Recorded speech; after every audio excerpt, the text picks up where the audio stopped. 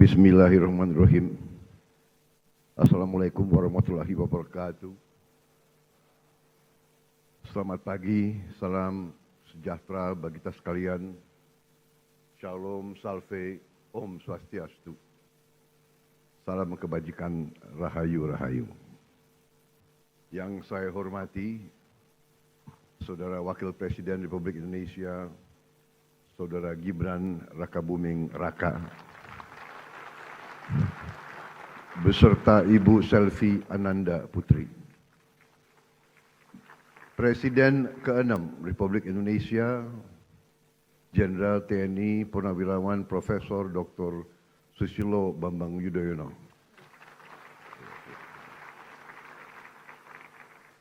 Presiden Republik Indonesia ke-7, Bapak Insinyur Joko Widodo. Wakil Presiden Republik Indonesia ke-6, Jenderal TNI Purnawirawan Tri Sutrisno. Wakil Presiden ke-10 dan ke-12 Republik Indonesia, Bapak Muhammad Yusuf Kalla. Bapak Wakil Presiden ke-11 Republik Indonesia, Profesor Budiono. Wakil Presiden ke-13 Republik Indonesia, Profesor Kiai Haji Ma'ruf Amin. Ibu Sinta Nuriyah Abdurrahman Wahid, istri Presiden keempat Republik Indonesia. Ibu Soraya Hamzahas, istri Wakil Presiden ke-9 Republik Indonesia. Para pimpinan lembaga negara, Ketua Majelis Permusyawaratan Rakyat Republik Indonesia, Saudara Ahmad Muzani, beserta para mantan ketua, para wakil ketua, dan seluruh anggota MPR RI yang saya hormati. Ketua Dewan Perwakilan Rakyat Republik Indonesia, Saudari Puan Maharani, beserta para mantan ketua, para wakil ketua, dan seluruh anggota DPR RI yang hadir. Ketua Dewan Perwakilan Daerah Republik Indonesia, Saudara Sultan Bakhtiar Najumuddin, beserta para mantan ketua, para wakil ketua, dan anggota DPD RI yang saya hormati. Ketua Mahkamah Agung Republik Indonesia, Profesor Sunarto yang saya hormati. Ketua Mahkamah Konstitusi Republik Indonesia, Saudara Suhartoyo yang saya hormati. Ketua Komisi Yudisial Republik Indonesia, Profesor Amzulian Rifai yang saya hormati. Ketua Badan Pemeriksa Keuangan Republik Indonesia, Saudari Isma Yatun. Para Menteri Koordinator, para Menteri, Kepala Badan Pimpinan Lembaga, Jaksa Agung, Panglima TNI, Kapolri, Kepala BIN, serta seluruh anggota Kabinet Merah Putih yang saya hormati. Yang terhormat para pimpinan partai politik yang hadir. Partai PDI Perjuangan yang mewakili ketua umumnya,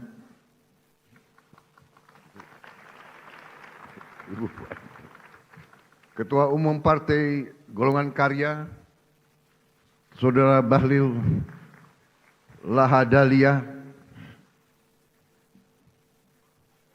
Ketua Umum Partai Gerindra, saya sendiri.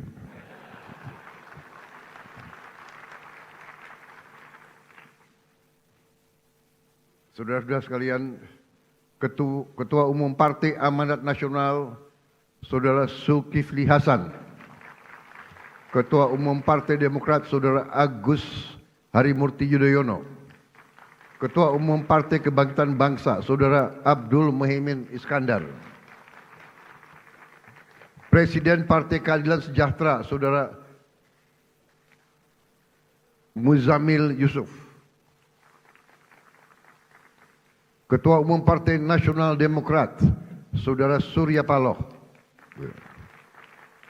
Para duta besar negara sahabat yang saya hormati.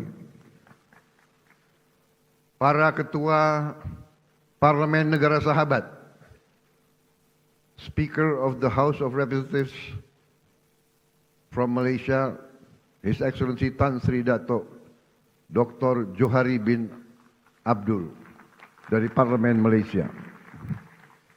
Speaker of Legislative Council of Brunei, His Excellency Dato Seri Setia Awang Haji Abdul Darussalam Rahman. Speaker of the Parliament of Singapore, His Excellency Mr. Seah Kian Peng. Speaker of the National Parliament of Timor-Leste, Her Excellency Miss Maria Fernanda Lai. Yang saya hormati dan saya banggakan rekan-rekan pers media dari dalam dan luar negeri, para tamu undangan yang saya hormati, para wakil-wakil rakyat yang hadir, saudara-saudara sekalian yang saya cintai, seluruh rakyat Indonesia, sebangsa dan setanah air dimanapun engkau berada pada hari ini. Saudara-saudara sekalian yang saya hormati, pada tanggal 17 Agustus 2025, 80 tahun sudah para pendiri bangsa Indonesia mendeklarasikan kemerdekaan Indonesia.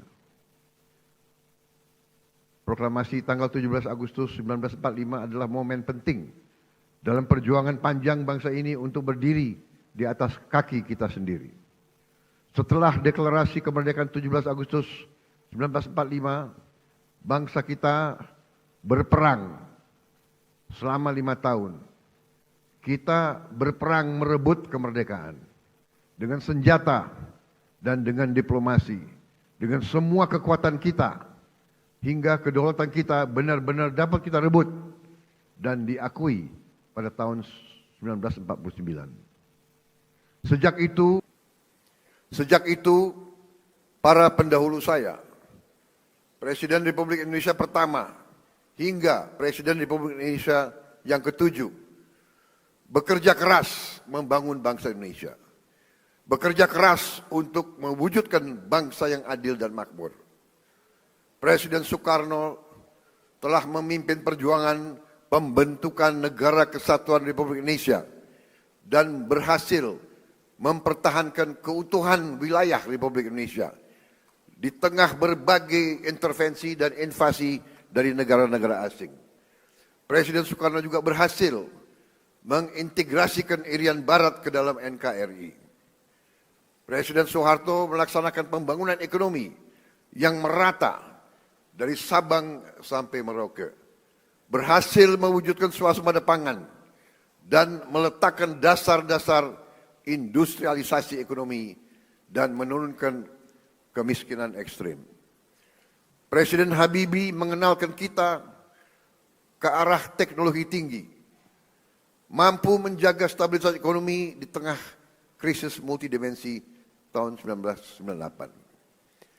Presiden Abdurrahman Wahid menjaga stabilitas bangsa, berhasil memperkokoh kerukunan antara suku, agama, dan ras, sehingga jati diri bangsa Indonesia sebagai bangsa majemuk dalam keharmonisan terbentuk secara kuat dan kokoh. Presiden Megawati menyelesaikan proses pemulihan ekonomi akibat krisis ekonomi dan moneter yang berkepanjangan, menyelesaikan ribuan kasus perusahaan-perusahaan yang kolaps akibat krisis moneter 1998, dan melaksanakan pemilihan umum secara langsung untuk pertama kalinya, serta memperkuat lembaga-lembaga negara. Presiden Susilo Bambang Yudhoyono mengatasi kerawanan ekonomi karena krisis keuangan dunia 2008, berhasil menyelesaikan konflik Aceh, dan meletakkan dasar yang kuat untuk pembangunan ekonomi yang adil, merata, dan terencana. Presiden Joko Widodo membangun berbagai infrastruktur penting, meningkatkan konektivitas antara sentra-sentra ekonomi, memimpin kita di saat yang kritis, yaitu pandemi COVID-19, sehingga Indonesia termasuk salah satu negara yang paling cepat pulih dari dampak pandemi, keluar dari kesulitan ekonomi. Dan juga beliau merintis pembangunan ibu kota negara Nusantara dan meletakkan dasar strategi hilirisasi sumber daya alam Indonesia. Seluruh presiden pendahulu saya bersama pemerintah yang mereka pimpin berupaya mewujudkan Indonesia yang lebih dekat dengan cita-cita kemerdekaan kita, yaitu negara yang merdeka, berdaulat, adil, dan makmur. Negara yang sesuai dengan cita-cita pembentukan negara kita, yang tercantum dalam pembukaan Undang-Undang Dasar 1945, yaitu negara yang melindungi segenap bangsa Indonesia dan seluruh tumpah darah Indonesia, memajukan kesejahteraan umum, mencerdaskan kehidupan bangsa, dan melaksanakan ketertiban dunia yang berdasarkan kemerdekaan, perdamaian abadi, dan keadilan sosial. Saudara-saudara sekalian yang saya hormati, tujuan kita merdeka adalah untuk merdeka dari kemiskinan, untuk merdeka dari kelaparan, merdeka dari penderitaan. Negara kita harus bisa berdiri di atas kaki kita sendiri. Negara kita harus berdaulat secara ekonomi dan mampu memenuhi kebutuhan pangan kita sendiri. Negara kita diberi karunia oleh Allah SWT sumber daya yang melimpah ruah. Tantangan kita adalah menjaga dan mengelola kekayaan kita agar cita-cita kemerdekaan kita dapat terwujud dalam waktu sesingkat-singkatnya. Hadirin sekalian, hari ini 299 hari yang lalu saya berdiri di sini dan diambil sumpah oleh MPR di hadapan wakil-wakil rakyat Indonesia, di hadapan rakyat Indonesia, dan terutama di hadapan Tuhan Yang Maha Kuasa, bersama wakil presiden saya, Saudara Gibran Rakabuming Raka. Dan di hari yang hikmat ini, saya kembali berdiri di depan saudara-saudara, di depan wakil-wakil rakyat, untuk menyampaikan laporan kerja pemerintahan yang saya pimpin dan lembaga-lembaga negara. Pertama, saya ingin menyampaikan bahwa transisi kepemimpinan nasional dari Presiden Joko Widodo ke pemerintahan yang saya pimpin berjalan dalam semangat persatuan, penuh kehormatan dan kedewasaan politik. Peralihan kepemimpinan yang diakui dunia sebagai peralihan yang lancar dan sangat baik adalah bukti demokrasi kita matang dan kuat. Tidak semua negara mampu melaksanakan transisi kepemimpinan dengan baik dan lancar seperti kita. Di mana-mana ketika saya berada di luar negeri, banyak pemimpin negara sahabat bertanya kepada saya, "How did you do it? How did Indonesia manage?" Saya sampaikan ke mereka, kita berhasil karena kita menganut demokrasi yang khas Indonesia. Demokrasi yang sejuk, demokrasi yang mempersatukan, bukan demokrasi yang saling gontok-gontokan, saling menjatuhkan, saling maki-memaki, saling menghujat, bukan demokrasi yang saling membenci. Inilah yang harus kita pegang teguh. Demokrasi warisan nenek moyang kita adalah demokrasi yang sesuai dengan budaya kita. Budaya kekeluargaan, budaya gotong royong, budaya miko dhuwur mendem jero, budaya saling mengisi, budaya saling mendukung, budaya tepo sliro, budaya menahan diri, budaya yang iso rumongso, bukan rumongso iso. Kita paham dan mengerti bahwa dalam suatu negara modern perlu ada pengawasan, perlu ada transparansi dalam menjalankan kekuasaan. Kita paham sejarah umat manusia. Jika ada kekuasaan yang tidak diawasi, maka kekuasaan akan menjadi korup. Kekuasaan yang absolut akan menjadi korup secara absolut. Kita paham bahwa korupsi adalah masalah besar di bangsa kita. Perilaku korupsi ada di setiap eselon birokrasi kita. Ada di setiap institusi dan organisasi pemerintahan. Perilaku korup ada di BUMN kita. Ada di BUMD kita. Ini bukan fakta yang harus kita tutup-tutupi. Setelah 299 hari saya memimpin pemerintahan eksekutif, saya semakin mengetahui berapa besar tantangan kita. Berapa besar penyelewengan yang ada di lingkungan pemerintahan kita. Hal ini tidak baik, tapi harus saya laporkan kepada para wakil-wakil rakyat Indonesia.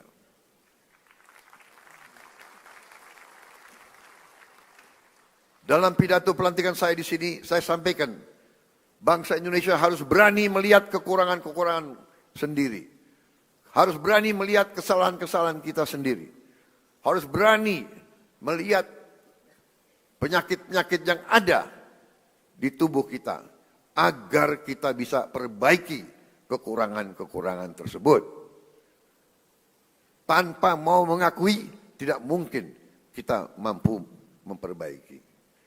Saya disumpah untuk melaksanakan perintah Undang-Undang Dasar Republik kita. Karena itu, saya tidak ada pilihan lain selain memimpin upaya pemberantasan korupsi dan penyelewengan di semua lembaga eksekutif dan pemerintah. Itulah sebabnya pada awal tahun 2025 ini kami telah identifikasi dan telah selamatkan 300 triliun uang, 300 triliun rupiah dari APBN yang kami lihat rawan diselewengkan. Di antaranya anggaran perjalanan dinas luar dan dalam negeri yang begitu besar, anggaran alat tulis kantor yang begitu besar, dan berbagai anggaran yang selama ini jadi sumber korupsi dan sumber bacaan. Efisiensi ini diperintah oleh Undang-Undang Dasar kita, yaitu ayat 4 pasal 33 Undang-Undang Dasar Negara Republik Indonesia. 300 triliun rupiah kami geser untuk hal-hal yang lebih produktif dan langsung bisa dirasakan rakyat banyak. Majelis yang terhormat, sebagai Presiden Republik Indonesia, saya bertanggung jawab atas pemerintahan eksekutif. Saya berkewajiban menegakkan hukum demi keselamatan bangsa. Saat ini kita menghadapi realita terjadi kebocoran kekayaan negara kita dalam skala yang sangat besar. Kita mengalami suatu kondisi yang saya sebut net outflow of national wealth. Janganlah kita menghabiskan tenaga kita untuk mencari siapa yang salah. Kita tidak ada waktu. Kita tidak punya cukup energi untuk mencari kesalahan orang. Pemerintah yang saya pimpin harus memusatkan diri untuk mencari solusi yang tepat dan cepat atas masalah pokok ini. Ibarat sebuah badan, kalau darahnya terus mengalir keluar, maka pada suatu titik badan itu akan mati. Kalau mengalirnya kekayaan kita ke luar negeri, kita biarkan terus-menerus, kita berpotensi jadi negara gagal. Karena itu saya berkewajiban untuk mengambil langkah-langkah yang perlu, walaupun itu sulit dan juga tidak populer bagi pihak-pihak tertentu. Saya harus mengambil langkah-langkah untuk menyelamatkan kekayaan negara agar bisa digunakan untuk kepentingan bangsa kita di hari ini dan di hari esok. Untuk kepentingan generasi sekarang dan generasi mendatang. Terus terang saya katakan di sini di hadapan saudara-saudara sekalian, kalau kita konsekuen menjalankan apa yang telah dibuat oleh para pendiri bangsa kita, oleh Bung Karno, Bung Hatta, Bung Syahrir, Haji Agus Salim, tokoh-tokoh generasi 45, yaitu rancang bangun, blueprint negara, bagaimana negara harus dijalankan, yang semua sudah tertuang dalam Undang-Undang Dasar 1945. Saya yakin bangsa kita akan selamat. Undang-Undang Dasar 1945 harus kita pelajari. Undang-Undang Dasar 1945 janganlah menjadi mantra, janganlah menjadi slogan, hanya di bibir kita teriak-teriak terus. Undang-Undang Dasar 1945 adalah rancang bangun yang relevan, rancang bangun yang ampuh, rancang bangun yang nyata, dan rancang bangun yang operasional untuk kita gunakan. Saya melihat ada kecenderungan dari sebagian kaum elit Indonesia, sebagian orang-orang yang memandang dirinya paling pinter di Republik ini. Mereka memandang bahwa pemikiran Bung Karno, pemikiran Bung Hatta, pemikiran generasi 45 tidak relevan lagi di zaman sekarang. Sudah kuno, sudah lawas untuk menghadapi tantangan abad ke-21. Menurut hemat saya, pemikiran tersebut adalah keliru. Generasi 45, generasinya Bung Karno, Bung Hatta, Syahrir, semua tokoh-tokoh itu adalah generasi yang mengalami penjajahan. Mereka mengalami imperialisme. Mereka sadar dan mereka merasakan, melihat bahwa kekayaan Indonesia diangkut ratusan tahun keluar dari Nusantara ini. Karena itu mereka menyusun rancang bangun. Mereka buat dokumen yang tidak terlalu panjang, tapi sangat eksplisit menjelaskan bagaimana kita harus laksanakan ekonomi kita dan demokrasi kita. Saya berkeyakinan apabila kita jalankan rancang bangun yang sudah dibuat oleh para pendahulu kita, kita akan jadi negara yang kuat. Saudara-saudara sekalian, kekuatan suatu negara terletak bagaimana negara itu bisa menguasai dan mengelola kekayaan. Karena itu kita harus berani koreksi apabila kita telah mengambil langkah yang keliru. Sungguh aneh negara dengan produksi kelapa sawit terbesar di dunia pernah mengalami kelangkaan minyak goreng. Ini aneh sekali. Tidak masuk di akal sehat. Dan ternyata memang itu ternyata adalah permainan manipulasi yang tadi sudah disinggung oleh Ketua DPR yang saya beri nama Serakahnomics.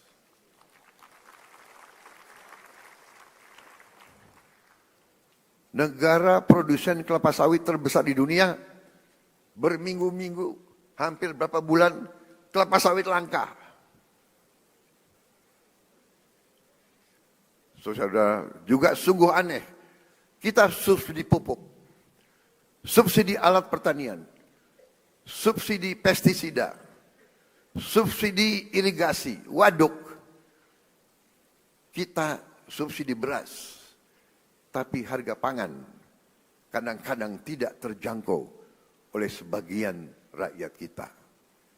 Keanehan-keanehan ini bisa terjadi karena ada distorsi dalam sistem ekonomi kita. Adalah penyimpangan bahwa sistem ekonomi yang diamanatkan oleh Undang-Undang Dasar 1945, terutama di pasal 33 ayat 1, 2, dan 3, telah kita abaikan. Seolah-olah ayat-ayat dalam pasal itu tidak relevan dalam kehidupan kita yang modern di abad ke-21 ini. Saudara-saudara sekalian, setelah saya pelajari secara mendalam, saya berkeyakinan Undang-Undang Dasar kita, terutama pasal-pasal yang saya sebut pasal-pasal pengaman, seperti pasal 33 ayat 1, 2, 3, dan 4, adalah benteng pertahanan ekonomi kita. Ayat 1, perekonomian disusun sebagai usaha bersama berdasar atas azas kekeluargaan. Azas kekeluargaan, bukan azas konglomerasi.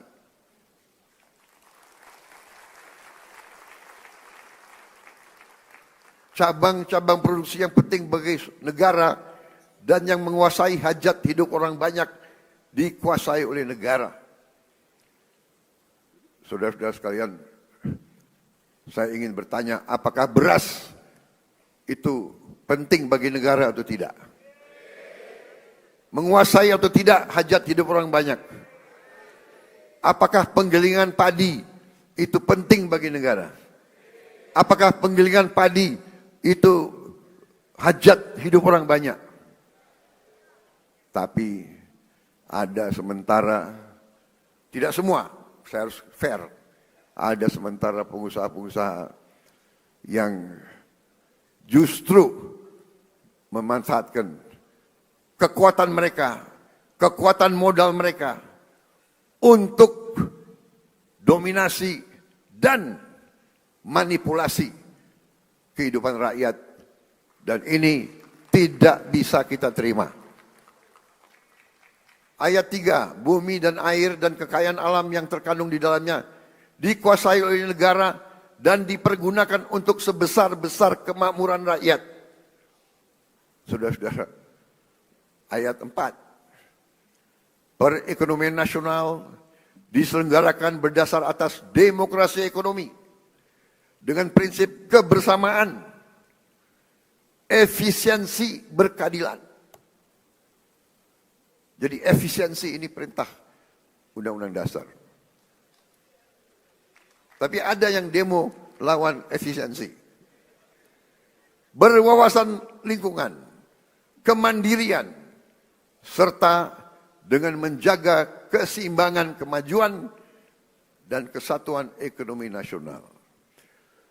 Saudara-saudara, ketika kita tidak konsekuen menjalankan undang-undang dasar kita, terjadilah distorsi ekonomi. Terjadilah pemerataan ekonomi yang tidak cepat, di mana yang menikmati pertumbuhan ekonomi kita hanya segelintir orang saja. Terjadilah kondisi di mana pertumbuhan ekonomi rata-rata 5% selama 7 tahun terakhir tidak tercermin dalam kondisi nyata rakyat Indonesia. Masih terlalu banyak anak-anak yang kelaparan, petani dan nelayan yang kesulitan menjual hasil panennya, rakyat yang belum memiliki rumah layak huni, guru yang belum dihargai, serta keluarga yang tak sanggup berobat karena biaya atau karena tidak ada fasilitas kesehatan di daerahnya. Namun, ketika kita konsekuen menjalankan undang-undang dasar kita dalam 299 hari ini, alhamdulillah saya dapat melaporkan bahwa kita telah mencapai berbagai kemajuan yang cukup berarti. Di tengah konflik politik, konflik ekonomi secara global, perang dagang, perang tarif, ekonomi Indonesia masih berhasil tumbuh di atas 5%. Tumbuh dalam 5,12%. Dan para pakar yakin bahwa ini akan semakin meningkat di saat-saatnya akan mendatang. Di tengah dunia yang penuh gonjang-ganjing, realisasi investasi kita semester pertama 2025 telah mencapai 942 triliun, naik 13,6% dari tahun lalu. Telah mencapai target APBN 2025 sebelum tahun 2025 berhasil. Dan berhasil menyerap tenaga kerja Indonesia 1.200.000 orang. Saudara-saudara sekalian, kita telah melaksanakan intervensi strategis untuk memperbaiki gizi 82 juta anak-anak Indonesia dan ibu-ibu hamil. Saudara-saudara sekalian, sekarang kita telah mencapai kemajuan yang membanggakan. Pagi ini saya mendapat laporan dari Badan Gizi Nasional, sudah 20 juta anak sekolah. Anak belum sekolah, ibu hamil, dan ibu menyusui sudah menerima makan bergizi gratis setiap hari. Terima kasih Badan Gizi Nasional. Di hadapan majelis terhormat ini, saya menyampaikan penghargaan saya kepada Kepala Badan dan seluruh anggota Badan Gizi Nasional yang telah bekerja keras mencapai hal ini. Saudara-saudara sekalian, dalam 7 bulan kita berhasil mencapai apa yang negara-negara lain butuh belasan tahun. Saya telah jumpa dengan Presiden Brazil dan mantan Presiden Brazil. Brazil butuh 11 tahun untuk mencapai 40 juta makan bergizi gratis setiap hari. Saudara-saudara, kita kadang-kadang harus mengakui bahwa bangsa kita punya kemampuan. Bangsa kita, bila ada kehendak, banyak yang bisa kita kerjakan bersama. Begitu banyak masalah manajemen yang harus kita hadapi agar program ini berjalan baik. Pembangunan fisik dapur, pengelolaan rantai pasok, pelatihan manajer-manajer dan pelaksana-pelaksana. Sekali lagi, saya tadi ucapkan terima kasih kepada Kepala Badan Gizi Nasional. Saudara dan anggotamu telah bekerja dengan baik. Kita kadang-kadang kalau yang berbuat baik, kita lupa ucapan terima kasih. Kalau yang berbuat salah, kita tidak akan lupa-lupa. Terus diingat. Saya juga ucapkan terima kasih kepada semua pihak yang telah mendukung terlaksananya makan bergizi gratis. TNI, Polri, Nahdlatul Ulama, Muhammadiyah, ormas-ormas, koperasi-koperasi, yayasan-yayasan yang telah rame-rame terlibat dan bergotong royong membentuk Satuan Pelayanan Pemenuhan Gizi di seluruh provinsi Indonesia. Makan bergizi gratis bukan semata program sosial, melainkan fondasi untuk menciptakan generasi yang sehat, cerdas, dan produktif.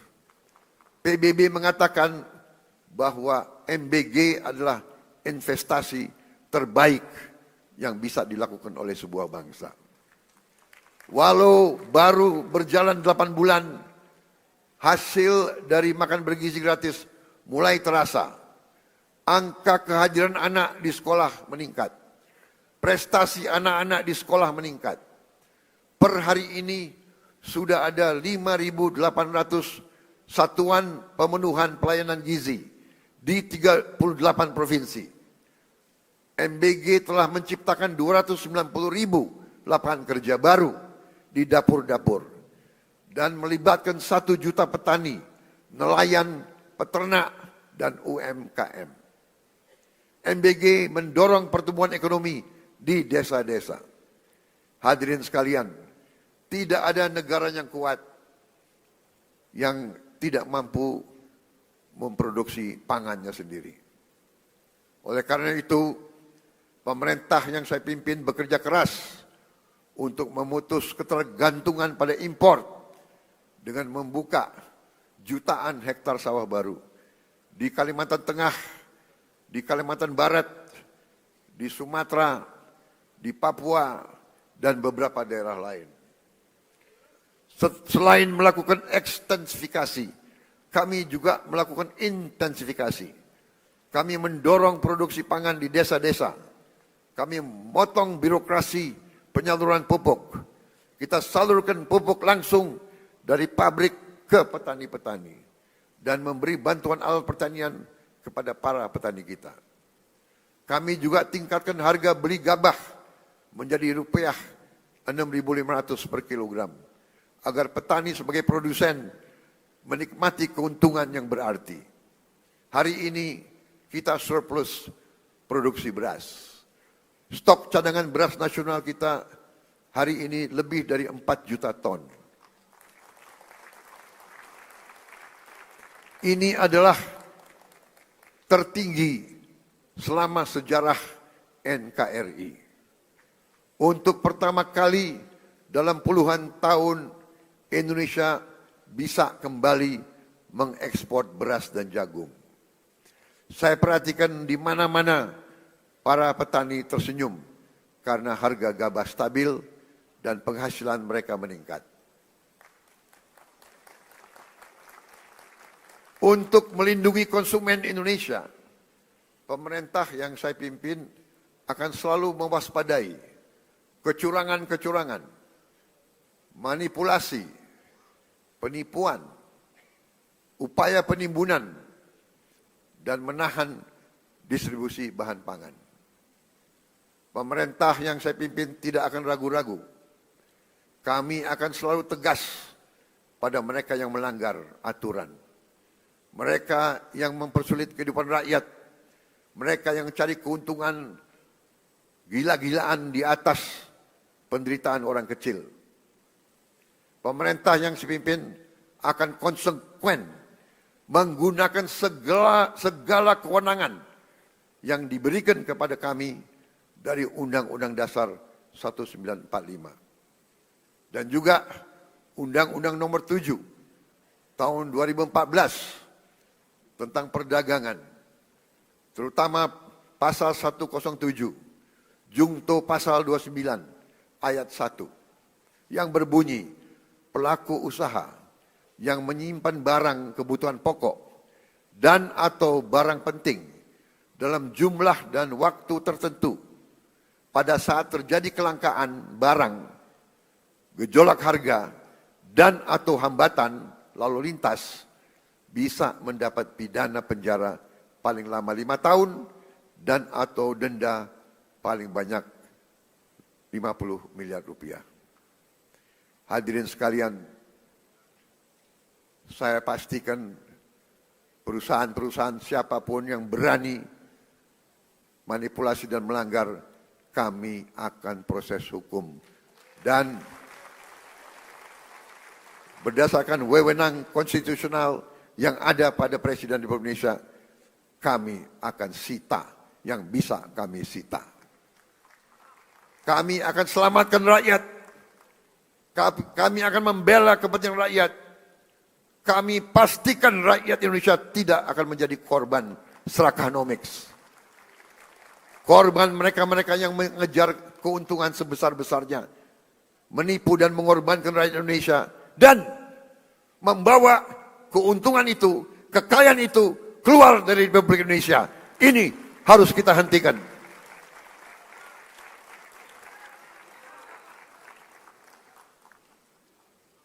Selama saya menjabat Presiden Republik Indonesia, jangan pernah anggap yang besar dan yang kaya bisa bertindak seenaknya.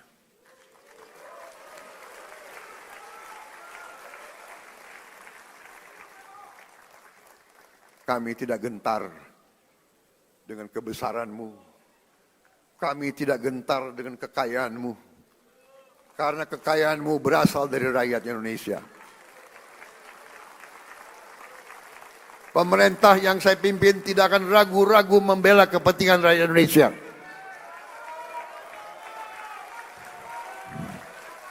Kita akan gunakan Undang-Undang Dasar 1945 pasal 33 yang sudah sangat jelas cabang-cabang produksi yang penting bagi negara dan yang menguasai hajat hidup banyak dikuasai oleh negara. Ini warisan Bung Karno, ini warisan Bung Hatta, ini warisan Bung Syahrir. Saya yakin mereka berada di atas kebenaran. Atas dasar inilah hari ini saya umumkan, setelah pertimbangan cermat oleh pemerintah untuk melindungi hak rakyat mendapatkan beras yang tepat. Tepat takaran, tepat kualitas, harga terjangkau, dan usaha penggilingan beras skala besar harus mendapat izin khusus dari pemerintah. Kalau mereka masih mau bergerak di bidang ini. Kalau tidak, yang besar silahkanlah pindah ke bidang lain. Jangan main di atas kebutuhan dasar rakyat Indonesia.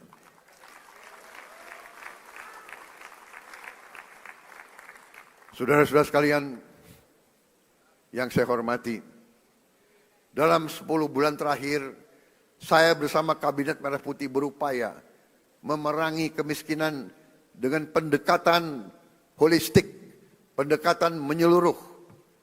Kami ingin angka kemiskinan ekstrim segera turun ke 0% dalam tempo sesingkat-singkatnya. Karena itu untuk pertama kali dalam sejarah Republik Indonesia, kami telah membentuk sistem data tunggal sosial ekonomi nasional, DTSEN. DTSEN menjadi pegangan kita. Kami pastikan program-program pemerintah untuk masyarakat miskin tepat sasaran. Dengan DTSEN kami menjaring siapa yang berhak menerima manfaat. Sebelumnya kami dapat laporan bahwa masih ada orang kaya yang menikmati subsidi rakyat. Dengan sekarang kita ingin tepat sasaran. Saudara-saudara sekalian, salah satu upaya kita untuk memutus rantai kemiskinan absolut adalah kita membentuk sekolah rakyat. Kita sudah berhasil membangun dan membuka 100 sekolah rakyat. Kita harapkan tahun depan akan menjadi 200, tahun selanjutnya akan menjadi 300, dan seterusnya. Sekolah rakyat ini diperuntukkan untuk mereka yang dari desil yang terendah. Desil 1-2. Dari mereka yang benar-benar penghasilannya sangat-sangat rendah. Mereka kita asramakan. Mereka kita berdayakan dengan kualitas pendidikan yang baik. Ini adalah untuk memutus rantai kemiskinan. Anak-anak yang miskin, kalau orang tuanya miskin, mereka tidak perlu untuk terus miskin. Ini yang kita telah upayakan dan ini sedang kita kerjakan sekarang. Bagaimana dengan sekolah-sekolah lain? Kita telah juga membentuk sekolah unggulan. Kita telah membangun dan akan membangun dan selesaikan sekolah unggulan untuk mengejar ketertinggalan kita di bidang sains dan teknologi.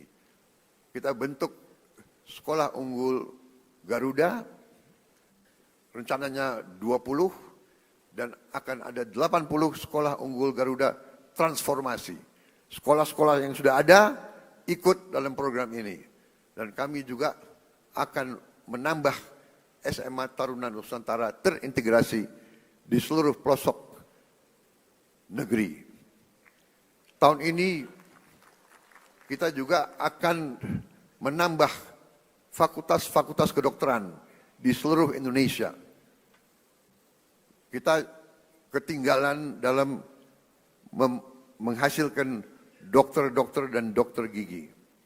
Saudara-saudara sekalian, pendidikan sangat penting. Kita juga akan renovasi lebih dari 13.000 sekolah dan 1.400 madrasah. Dan ini masih jauh kurang dari yang kita inginkan. Tapi tahun ini adalah permulaan. Tahun depan kita akan cari uang untuk menambah hal ini. Juga untuk mengejar ketertinggalan kita, tahun ini kita akan sebarkan 288.000 layar pinter smart platform, smart TV yang akan kami distribusi ke sekolah-sekolah hingga ke pelosok-pelosok. Agar anak-anak di desa tertinggal yang tidak ada guru yang bagus bisa dapat mengikuti pelajaran dari guru-guru terbaik yang mengajar secara virtual. Untuk mencetak pemimpin-pemimpin nasional di masa depan, kami juga telah mencanangkan tadi yang saya sebut 20 sekolah unggul Garuda dan 80 sekolah unggul Garuda Transformasi.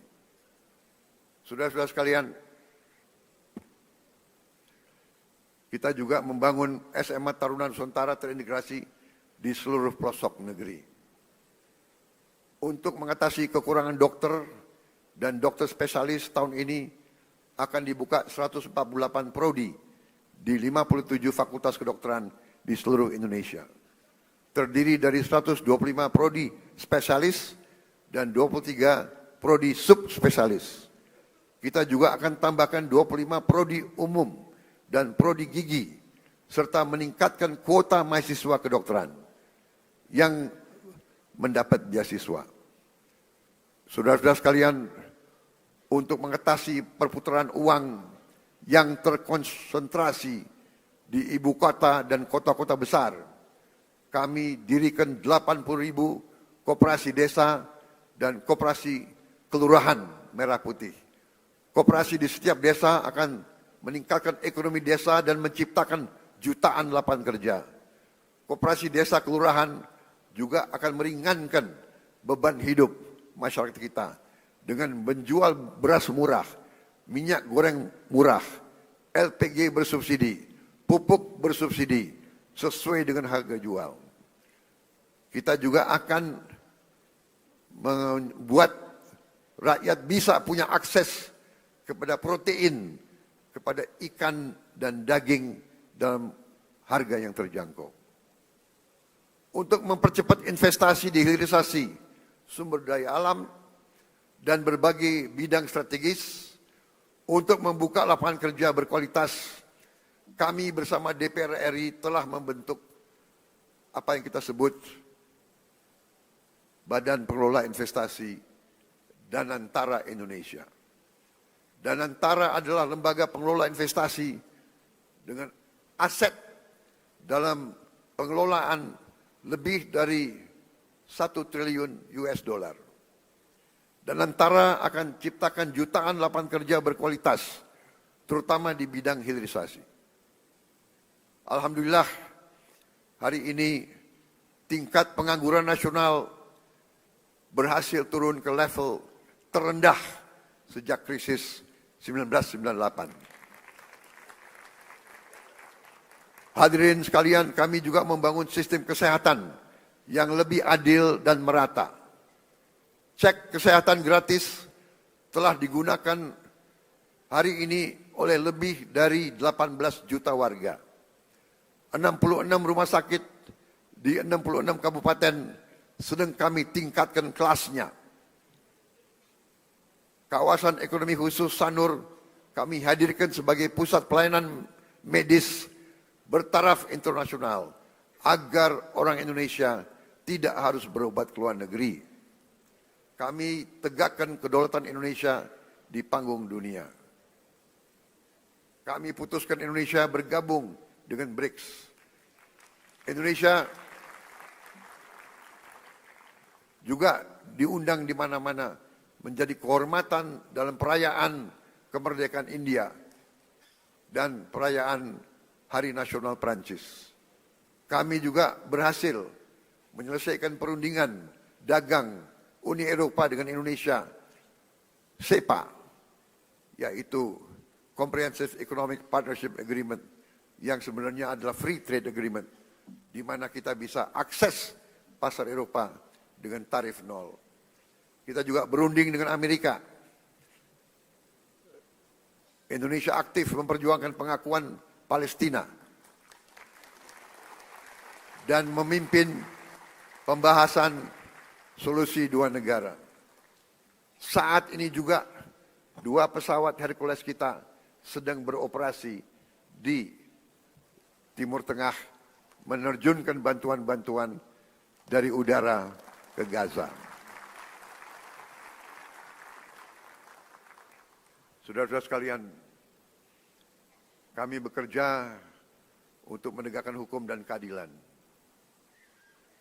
Salah satu yang penting adalah dalam menegakkan hukum dan keadilan, gaji hakim harus dalam keadaan baik.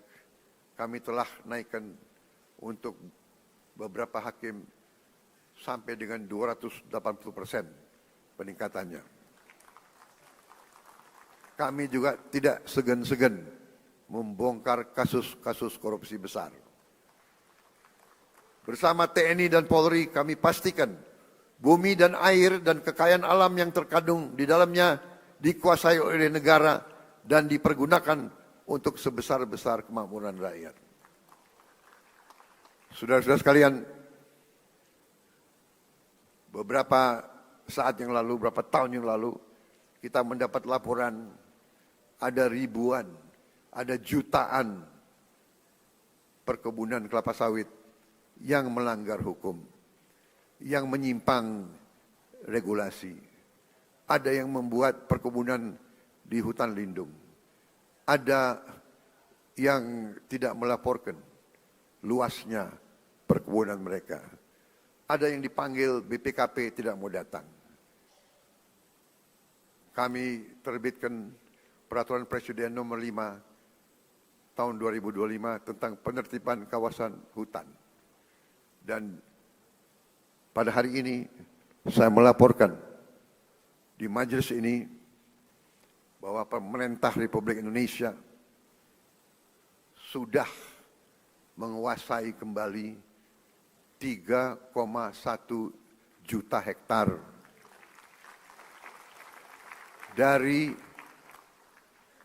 potensi 5 juta hektar lahan sawit yang dilaporkan melanggar aturan, tapi kita belum verifikasi.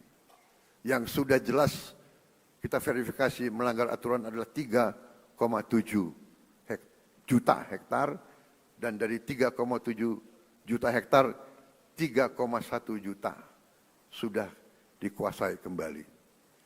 Saudara-saudara sekalian, perlu saya laporkan juga di sini bahwa ada keputusan pengadilan yang sudah ingkrah 18 tahun yang lalu yang memerintahkan ada kebun-kebun kelapa sawit yang harus disita, tapi tidak ada penegak hukum waktu itu yang mau melaksanakannya.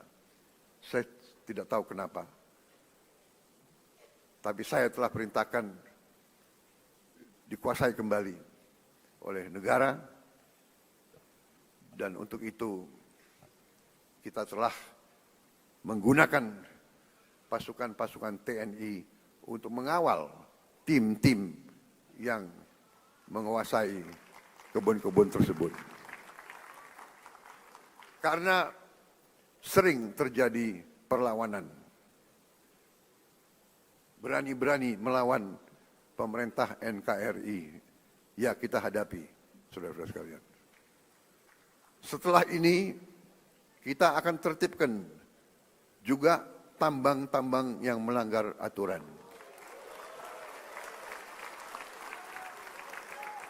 Saya telah diberi laporan oleh aparat-aparat bahwa terdapat 1.063 tambang ilegal. Dan potensi kekayaan yang dihasilkan oleh 1.063 tambang ilegal ini dilaporkan potensi kerugian negara adalah minimal 300 triliun. Saudara-saudara sekalian,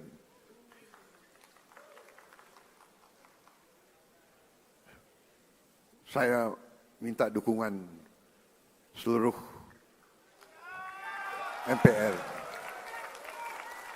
Saya minta dukungan seluruh partai politik untuk mendukung ini demi rakyat kita, saudara-saudara sekalian.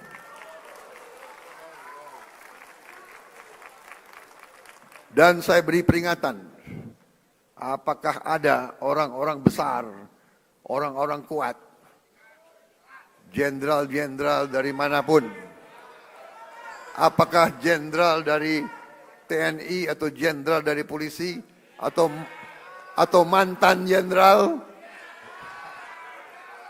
tidak ada alasan kami akan bertindak atas nama rakyat.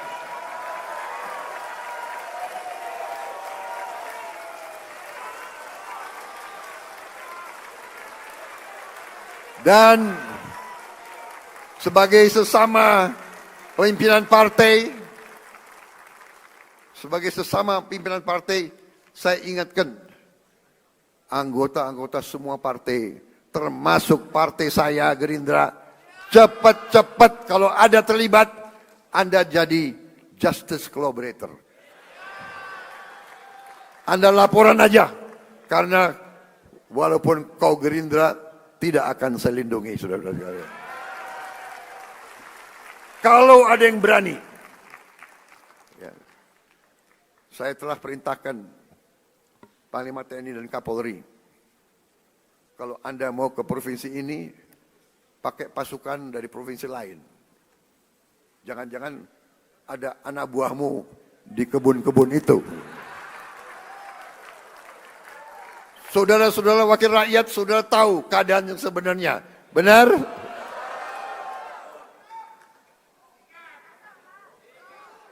Saya sudah lama jadi orang Indonesia. Segala ulah, apalagi saya ini senior mantan tentara. Jadi junior-junior itu jangan macam-macam ya. Aku tahu. Kalau rakyat yang nambang, ya sudah, kita bikin koperasi. Kita legalkan. Kita atur, kita legalkan, ya. Tapi jangan alasan rakyat tahu-tahu nyelundup. Nyelundup ratusan triliun nyelundup. Saudara-saudara sekalian, harus hitung waktu ini. Dengan kondisi geopolitik yang semakin tidak menentu, Indonesia harus punya pertahanan yang kuat untuk menjaga kekayaan kita. Untuk itu tahun ini kita bentuk 6 komando daerah militer baru, 14 komando daerah angkatan laut, 3 komando daerah angkatan udara, 1 komando operasi udara, 6 grup komando pasukan khusus, 20 brigade teritorial pembangunan, 1 brigade infanteri marinir, 1 resimen korps pasukan gerak cepat, 100 batalion teritorial pembangunan, 5 batalion infanteri marinir dan 5 batalion komando korps pasukan gerak cepat. Langkah ini sejalan dengan doktrin pertahanan kita, pertahanan dan keamanan rakyat semesta, SIS Hankam Rata, di mana seluruh warga negara dan sumber daya nasional didaya gunakan secara total untuk kepentingan pertahanan dan keamanan kita. Saudara-saudara sekalian, kita faham bahwa perang itu destruktif. Kita tidak mau perang, kita harus hindari perang. Karena itu, politik luar negeri yang saya jalankan dan saya umumkan adalah politik 1000 kawan terlalu sedikit, 1 lawan terlalu banyak. Kami tetap pada garis non-blok, garis non-aligned. Kami tidak akan berpihak kepada blok manapun. Ini yang kami sampaikan di mana-mana. Bebas aktif. Kita ingin damai dengan semua orang. Kami terutama dengan tetangga-tetangga kita. Kita ingin selesaikan semua masalah. Ada masalah, kadang-kadang masalah garis perbatasan. Masalah ini adalah warisan dari kolonialis, warisan dari penjajah. Belanda datang dengan Inggris, dia bikin garis seenak jidatnya dia bikin garis. Yang repot kita sekarang, ya kan? Kita mau ditabrakan sama Malaysia. Kita sahabat sama Malaysia. Kita satu rumpun.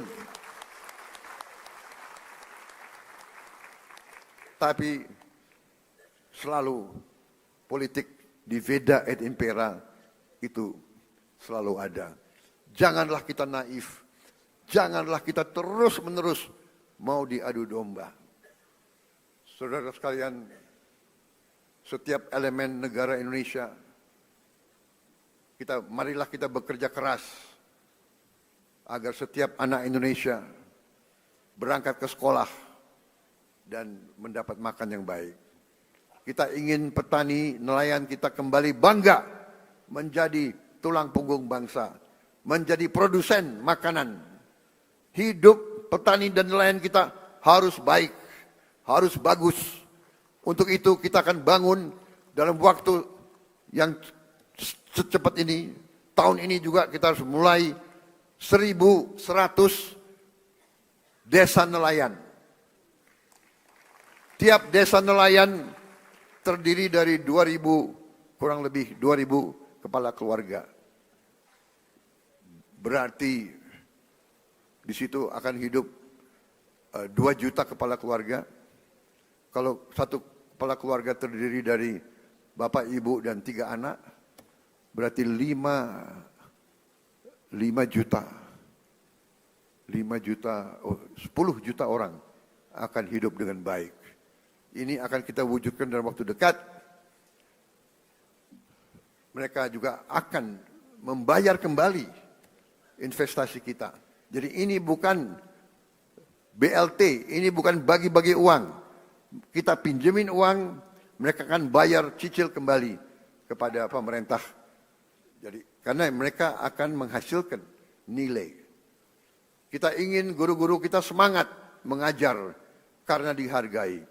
Kita ingin rakyat kecil bisa tersenyum karena tidak lagi takut sakit, tidak takut lapar, dan tidak takut anaknya tidak bisa sekolah. Dan kita harus cari lapangan kerja yang sebesar-besarnya dan sebanyak-banyaknya.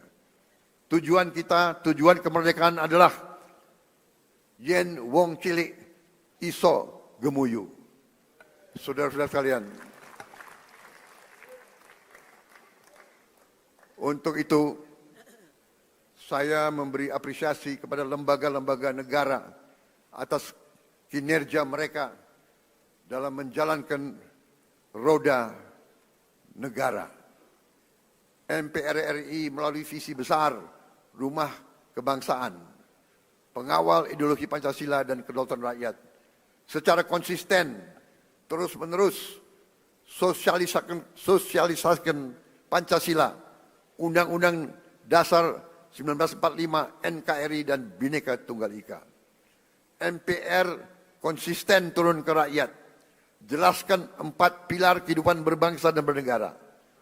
Ini sangat penting karena pemahaman Undang-Undang Dasar 1945 bisa menyelamatkan ekonomi kita, bisa menyelamatkan demokrasi kita. DPR RI pada periode awal 2024-2009 telah membahas dan mengesahkan 14 rancangan undang-undang dan telah menetapkan program legislasi nasional tahun 2025 dan jangka menengah 2025-2029. Sehingga perencanaan, penyusunan dan pembahasan RUU berjalan secara terarah dan terukur. Pada pelaksanaan fungsi penganggaran, DPR RI telah membantu pemerintah mewujudkan efisiensi berkeadilan di APBN kita yang merupakan mandat dari Undang-Undang Dasar 1945 serta membantu menyusun RAPBN 2026 yang akan saya sampaikan sore hari ini. DPR RI juga telah melaksanakan fungsi pengawasan yang luas melalui 26 panitia kerja pengawasan dan 3 tim pengawasan. DPD RI telah menetapkan lebih dari 50 keputusan kelembagaan yang mencerminkan peran aktif dan strategis DPD dalam memperjuangkan aspirasi dan kepentingan daerah di tingkat pusat. Lebih lanjut, DPD RI telah mendukung pembangunan berkelanjutan, aktif menjalankan fungsi pengawasan, pemberian pertimbangan anggaran, serta proaktif memantau dan mengevaluasi Raperda dan Perda untuk memastikan kesesuaian regulasi daerah dengan kebijakan nasional. BPK RI telah membuktikan integritasnya dan independensinya dalam pemeriksaan pengelolaan dan tanggung jawab keuangan negara. Capaian BPK di tahun 2024 antara lain mendorong peningkatan akuntabilitas tata kelola keuangan negara serta kualitas pertanggungjawaban pelaksanaan anggaran, sehingga kementerian dan lembaga yang telah mencapai status wajar tanpa pengecualian mencapai 97,7% untuk tahun anggaran 2024. Mengawal program prioritas nasional, meningkatkan efektivitas belanja APBN, serta penyelamatan puluhan triliun rupiah uang dan aset negara. Mahkamah Konstitusi di sepanjang tahun 2024 hingga pertengahan 2025 telah menangani ratusan perkara pengujian undang-undang, perselisihan hasil pemilihan umum, dan perselisihan hasil pemilihan kepala daerah dengan proses persidangan yang efektif, tepat waktu, dan menghasilkan berbagai putusan penting yang menjadi tonggak penguatan demokrasi dan perlindungan hak konstitusional warga negara. Mahkamah Agung secara serius dan berkelanjutan melakukan reformasi peradilan, modernisasi manajemen perkara, penyelesaian sengketa perdata secara cepat dan berorientasi pada perdamaian, serta penanganan perkara pidana dengan pendekatan restoratif justice. Dengan sistem peradilan elektronik atau e-court di Mahkamah Agung, jumlah perkara yang didaftarkan di pengadilan tingkat pertama meningkat 30,84% dari tahun sebelumnya. Penyelesaian sengketa perdata dengan nilai gugatan di bawah 500 juta rupiah meningkat 68%. Dan tingkat keberhasilan penyelesaian sengketa melalui mediasi meningkat 28%. Capaian ini adalah bukti nyata kerja keras Mahkamah Agung untuk mewujudkan peradilan yang modern, cepat, berbiaya ringan, dan berkeadilan bagi seluruh rakyat Indonesia. Komisi Yudisial memainkan peran strategis dalam kesejahteraan rakyat dan kemajuan Indonesia, yaitu dengan menjaga integritas hakim dan meningkatkan kepercayaan publik terhadap integritas hakim. Sepanjang tahun 2024 sampai dengan periode Juli 2025, Komisi Yudisial telah melaksanakan seleksi calon hakim agung dan hakim ad hoc yang menghasilkan sebanyak 9 orang calon hakim agung, 3 orang calon hakim ad hoc di Mahkamah Agung. Komisi Yudisial juga telah menerima 3.752 laporan masyarakat terkait dugaan pelanggaran kode etik dan pedoman perilaku hakim, dan mengusulkan penjatuhan sanksi kepada 116 orang hakim. Selain itu, saya juga mengucapkan terima kasih kepada Bank Indonesia, Otoritas Jasa Keuangan, Lembaga Penjamin Simpanan, Komisi Pemberantasan Korupsi, Komisi Pemilihan Umum, Badan Pengawas Pemilu, Ombudsman RI, Komnas HAM, dan lembaga-lembaga nasional lainnya yang telah berkontribusi untuk kemajuan bangsa sesuai dengan peran dan kewenangannya.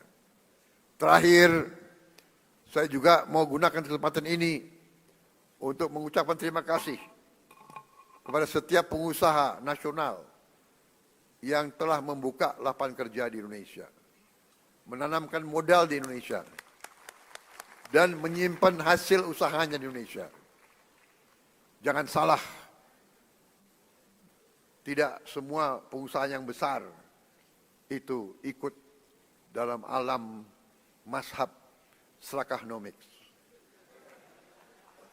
Justru sebagian besar kita ajak untuk membangun Indonesia bersama Saya sampaikan ke mereka, mereka harus menjadi bagian dari Indonesia Incorporated. Indonesia Incorporated adalah konsep pembangunan ekonomi di mana semua stakeholder, semua pemain bergerak dalam satu kesatuan tim nasional. Yang kuat, yang besar punya peranan. Yang menengah punya peranan. Yang kecil punya peranan, kita bantu. Yang miskin kita berdayakan. Itu namanya Indonesia Incorporated. Saya sampaikan, kalau kita hilangkan kemiskinan, kalau orang yang berada di bawah garis kemiskinan punya uang, punya penghasilan, mereka punya daya beli, mereka akan beli barang-barang dari pabrik-pabrik yang dimiliki oleh perusahaan-perusahaan besar.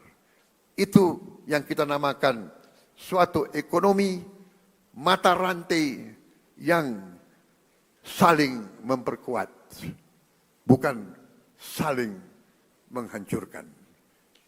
Saudara-saudara sekalian, saya percaya dan saya yakin bahwa dengan kita bersatu, dengan kita bergotong royong, dengan kita mencapai demokrasi sesuai dengan budaya kita, ekonomi sesuai dengan rancang bangun pendiri-pendiri bangsa kita, insya Allah Indonesia akan semakin kuat, semakin sejahtera.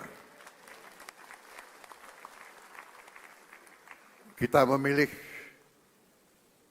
beberapa tonggak sebagai tema kita.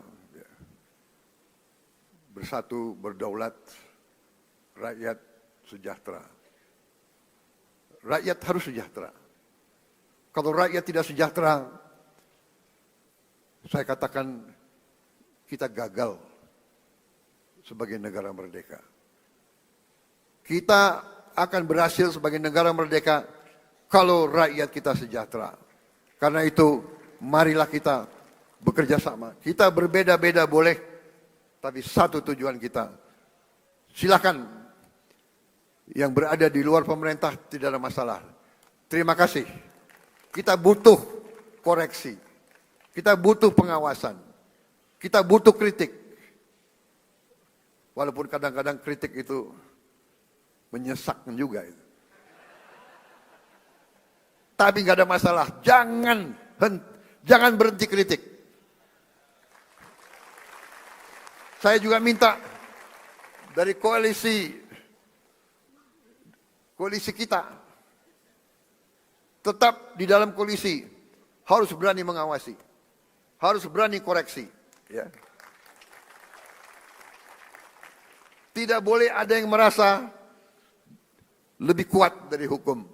Tidak boleh ada yang merasa tidak dapat diatur, tidak dapat diperiksa. Saya kira itu yang ingin saya sampaikan. Terima kasih. Sidang majelis yang terhormat, Dirgahayu Republik Indonesia ke-80.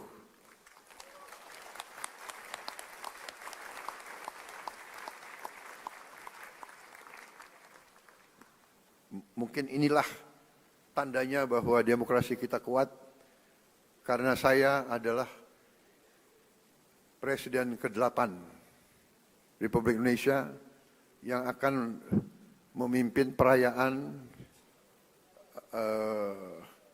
Hari Kemerdekaan yang ke-8 dasawarsa.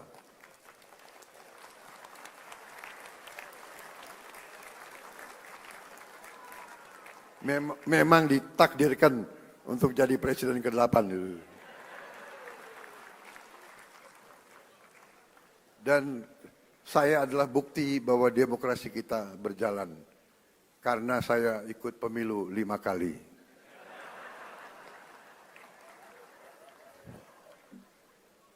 Alhamdulillah 4 kali kalah. Tapi hari ini saya berdiri di depan majelis ini. Terima kasih. Terima kasih, saudara-saudara sekalian. Wassalamualaikum warahmatullahi wabarakatuh.